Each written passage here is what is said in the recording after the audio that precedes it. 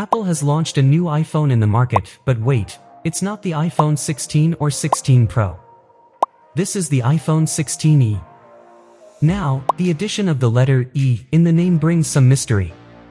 Its exact meaning isn't clear yet. However, the big question remains, is this phone worth buying, or is it just the iPhone 14 rebranded with a new name?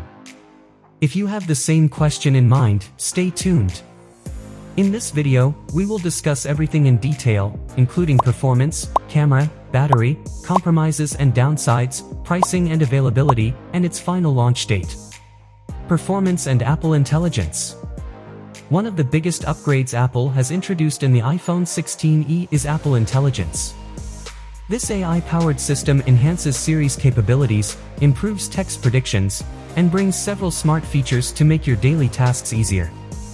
If you're someone who wants AI features without spending on the Pro models, this phone could be a great option. Under the hood, the iPhone 16e is powered by the A8 chip, the same processor found in the standard iPhone 16.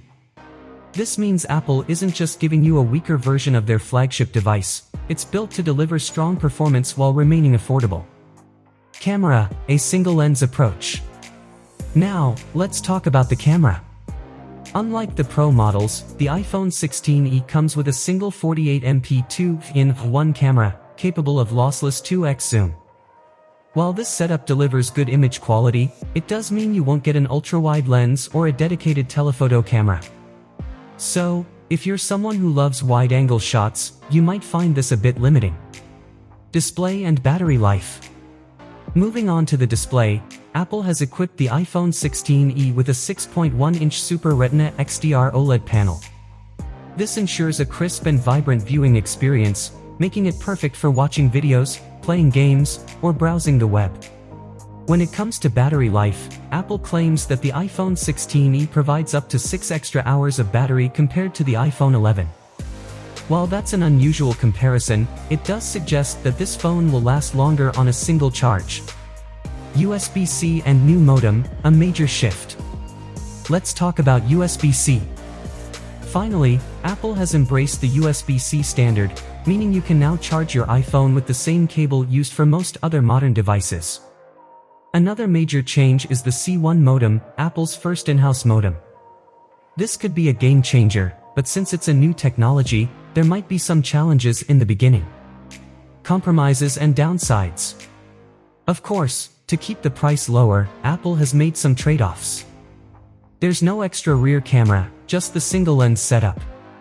It also lacks the camera control button found in the iPhone 16 Pro. On top of that, the color options are limited, you can only get it in black and white, so no vibrant hues like in other models. Pricing and availability. Now, let's talk about the price. The iPhone 16e comes in 3 storage options. $599 for the 128GB model. $699 for the 256GB version. $899 for the 512GB option. In Europe, the prices are slightly different. €699 for 128GB. €829 for 256GB. €1,079 for 512GB. Pre-orders start on February 21st, with the official launch on February 28th. Final thoughts, should you buy it? So, who is this phone really for? If you want Apple's latest AI features at a lower price, the iPhone 16e could be a great option. However, if you already own an iPhone 15 or 16, switching to a single camera setup just for AI features might not be the best decision. In the end, does Apple Intelligence make this phone a must-have, or is it just older technology with a new name? Let me know your thoughts in the comments. And if you found this breakdown useful, don't forget to like and subscribe. Catch you in the next one.